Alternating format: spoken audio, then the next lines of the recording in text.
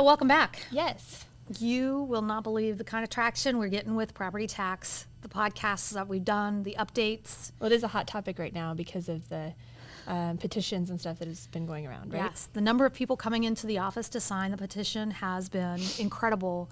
And I'm getting heartbreaking stories, which we already knew that there were situations, you know.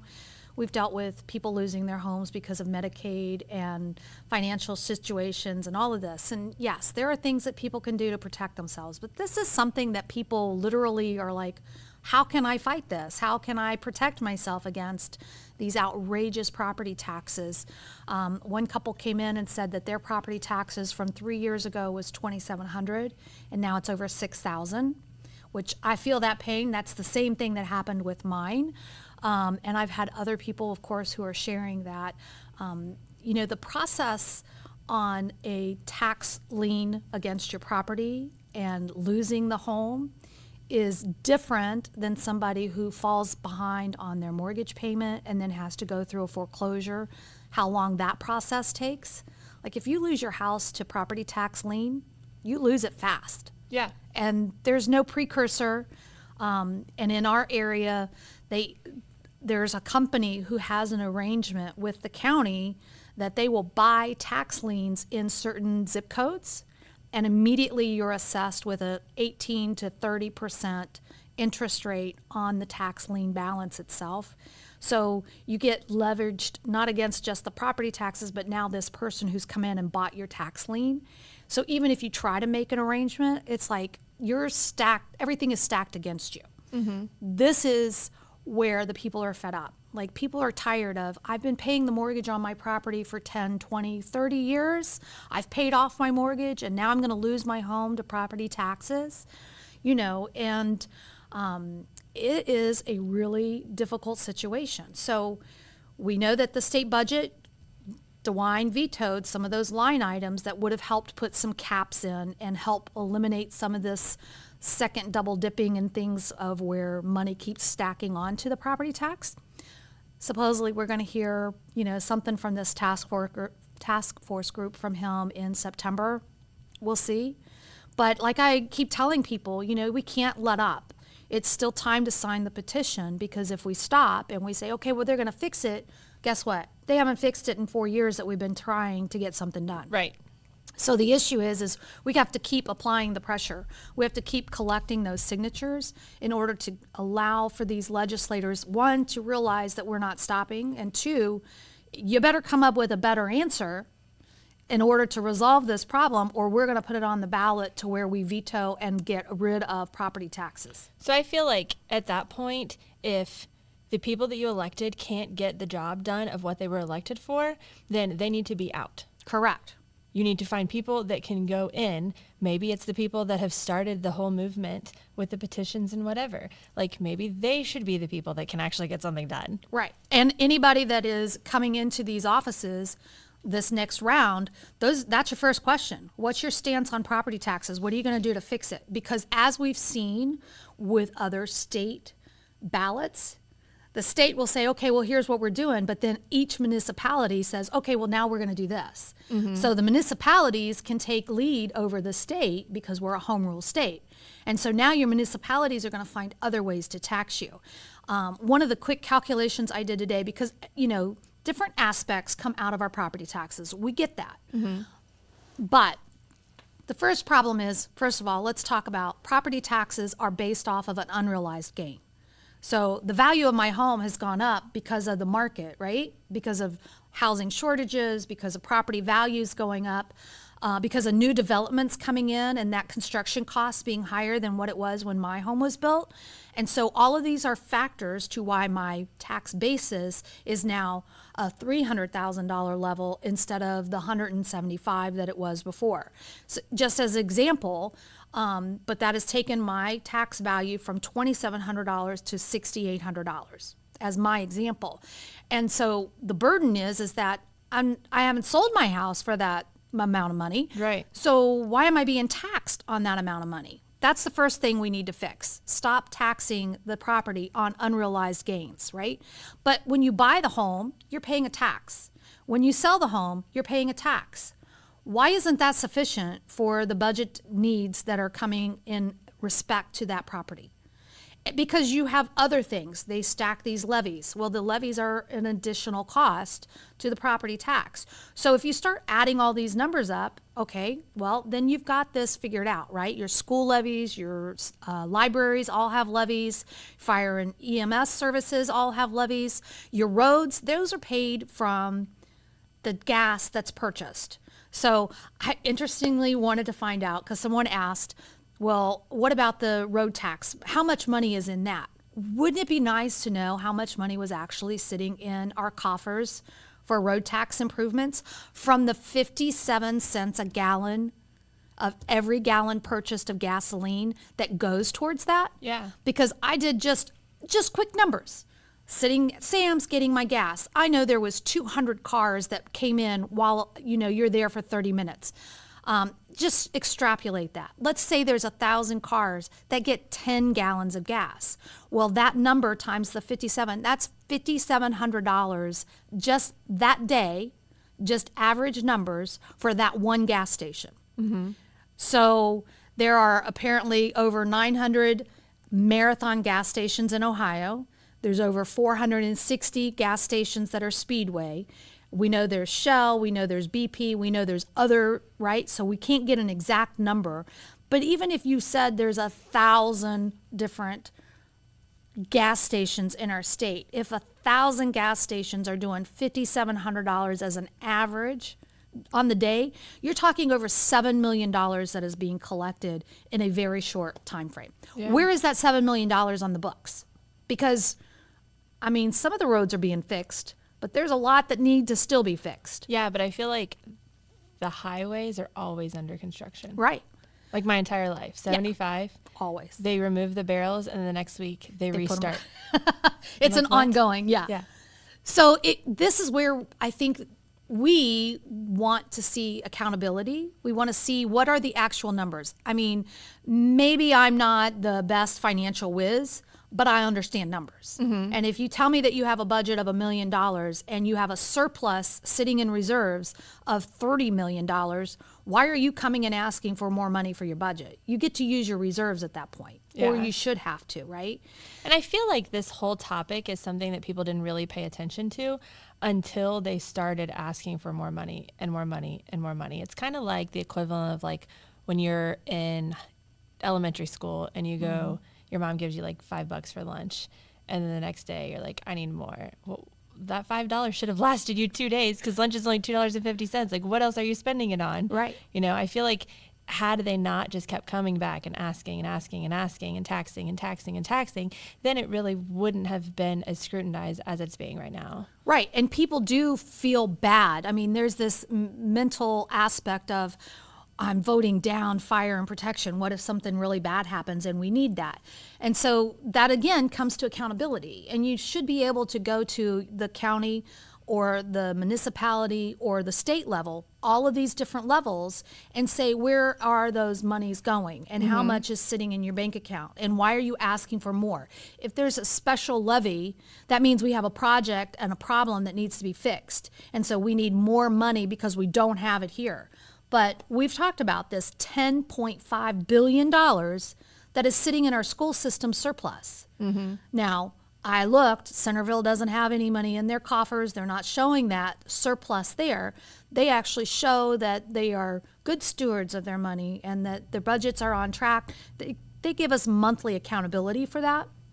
So I can't ding them, right? Yeah. But that may be just that school system. What are the next ones? One person who commented on our podcast was saying that their school system, the newspaper did a report and it showed $11.5 billion in surplus in their school system. Well, if that one school system has that kind of surplus, why are they getting more money from property taxes? And why are property taxes being raised? So we know we just went through a raise of property tax values in our area because of the triennial reporting, right?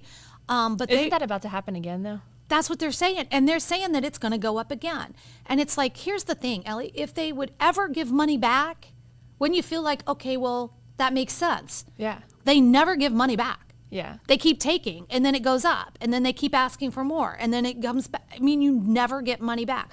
I want a refund once in a while. Right. And you know what's crazy is, say you work for the county. Yeah. Montgomery County is doing 3% raises this year, which is pretty standard in what they do. And then it's up to the individual departments on if they give that to those people or not. So say you live in Montgomery County, that 3% that they're giving you as a cost of living increase doesn't even pay for the increase in your property tax. Right. Plus, you have a lot of people who are working who aren't getting that cost of living. You have people who are on fixed income that don't get that cost of living increase. And so that was our issue before, right? Where we were being charged all of this extra money and federal government wanted to tax us and do all of these things. And we're like, no more. Like, we have to put a stop to this. And so didn't we throw a bunch of tea in the harbor for a lot less? I'm just saying, the taxes at that point were like 2%, maybe. So little, right? Now we're taxed at like 30% federally. Well, and I don't know that we have a harbor out back that we can go throw some tea into, but right. The whole point is real tea. Yeah. Obviously, is that we're talking about this, and there is a lot of people talking about it. I mean, it is heartbreaking to see some of the stories that come across. And I talked with a lady who is like, I have to sell my home because I cannot afford the property tax anymore.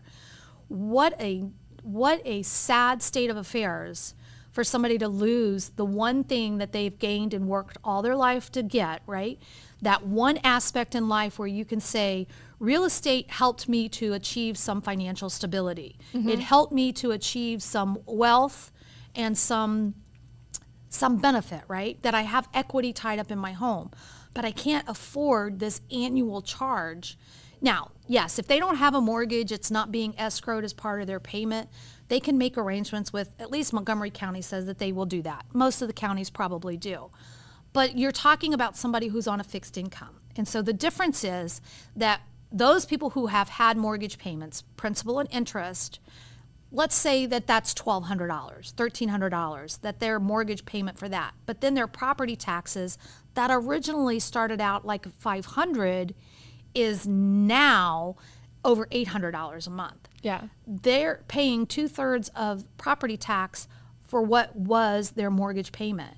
And it's like, people can't afford to do that. Not when everything else continues to raise. And again, we don't get any of this money back. Mm-hmm. So there has to be an answer. And we're just going to keep giving you information and offer the opportunity for the petition signing, but also to keep the pressure out there for our constituents, for our people who are coming in for these elected offices, so that they realize this isn't going away. Yeah. This might have started up in Northeast Ohio, but it is now full scale statewide. And if I get 5 calls or 5 messages a day, I'm getting 20, right? Yeah. So it has. And wasn't there just an article out that Ohio's like the 11th most expensive property taxes? There was that, but another one reported in the country. Another one reported it as we're number 6th in the country for highest property tax value, for highest property taxes as a state. Yeah. Which is crazy. So Texas is trying to do something, and Florida is trying to do something. Ohio, we got to stick in here, because the first state that actually achieves this and cancels out property taxes is going to set the way, and other states are going to have to follow. So here's what happens. I'm a realtor. People are looking to buy homes, right? And we talk about budgets, what they're pre-approved for, what features they want, blah, blah, blah, all this stuff. What I can tell you is that this year has been pivotal in that the number one thing people are looking at and making a decision on whether they want the home or not is property taxes. So do you feel like Greene County is more sought after because it's lower than Montgomery County? Well, and so a lot of people would go to Warren County or Greene County. Those are adjacent to us. Mm-hmm. Miami County, if they don't mind the northern community, right? Yeah. All of our communities around us were less than what Montgomery County is. But Warren County is ready to do theirs. So when they do that evaluation, their prices are going up. And so somebody who moved from here and sold as a result to go live in Warren County. When they moved there, then the next tax cycle, they got their bill and it was as much there now as what they were here. So you start costing in, I got to move, and the cost that's involved with that, you're going to lose money in that situation. Yeah. You can't chase the property tax because the system is broken. Yeah. The property tax system is broken. And we've talked about a number of things. You can't base the property tax system on unrealized property gain. It can't be a number that's just a random number out there. It's a number that you bought it or you sold it for, straight up. Mm-hmm. Then people can deal with that, right? And we're not renting from the government. This is supposed to be our property. So when I buy it, when I sell it, okay, you can tax me.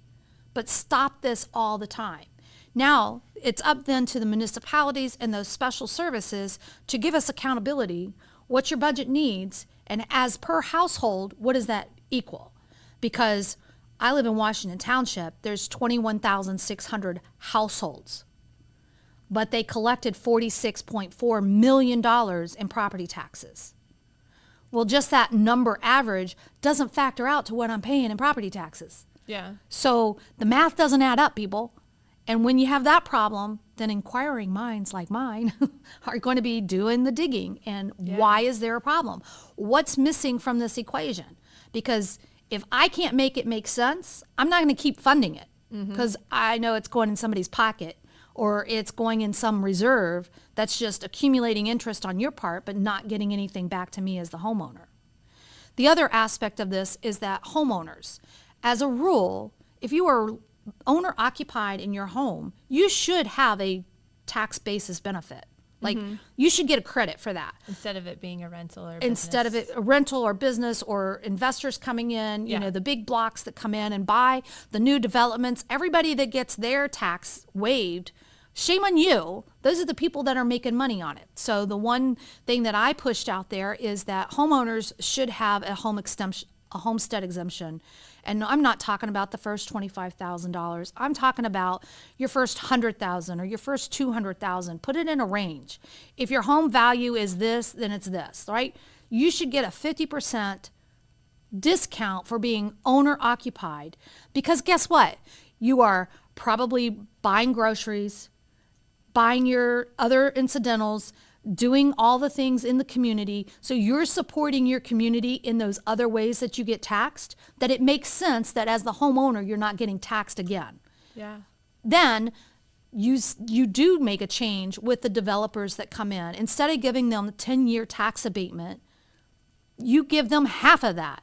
You still give them some benefit, but you don't have to give them all of the benefit. Why are the developers getting a benefit, period? Well, it's their business. It is their business, and they are certainly passing the cost on to the consumer. Yeah, and they're not going to stop building because houses are in demand right now. Right. Like, this is the only part of, like, capitalism that's not computing right for me because you have... Usually supply and demand, right? Yeah. So the more demand, the more supply ramps up, and then it kind of equals out with price. I'm not talking about that, but so you would think, like, simple terms, more houses is needed, more builders come in and build. Why are we giving them an incentive to build? Right. We need incentives in 2008 when there was no difficult. building. Yes. Yeah. We don't need incentives right now because they're still building and still getting top dollar because prices of homes haven't gone down either. Well, and that's the reality is that you really have to look at this from a common sense perspective. Basic math. You don't give away the cow when, the milk is flowing, right? You want to use that surplus and you want to make sure that that's the benefit of those people that you're serving. It really is unfortunate. Now, investors are an important part of community redevelopment, and when there's revitalization, a lot of times that's because of investors. I'm not talking about your typical investor. I am talking about your big block houses, Blackstone, all of these hedge funds that come in and buy blocks of housing. First of all, that shouldn't be allowed when housing is in a crisis situation because your homeowners should be able to have first dibs, right? Your owner occupied should get first dibs. They should get the benefit because they're going to be the ones that are there. But that's not really happening because, so say I have a house for sale and it's $100,000 and I have a first time home buyer that puts in like a FHA contract offer. Yep. And then I have somebody who's like, I'll give you 105 cash, close in 10 days. The seller is 100 times Going to take the cash. going to take the cash. Yep. Just because it's a for sure close. They don't have to fix anything on it. Yeah. There's none of those headaches with selling a house. And the benefits are there. So if you buy, and we don't have a lot of HUD homes, but the HUD program itself has stipulations. The first 30 days is opened for owner occupied or a nonprofit organization. Those get first dibs. Why isn't our normal consumer market like that? At least give the person, because we are in a housing crisis, we don't have enough housing. We have pushed out our buyers pool because of the higher prices, because of the higher interest rate, and now because of the property tax amount. So they've got all these negatives stacked against them. Give them some win. Give them a plus, right?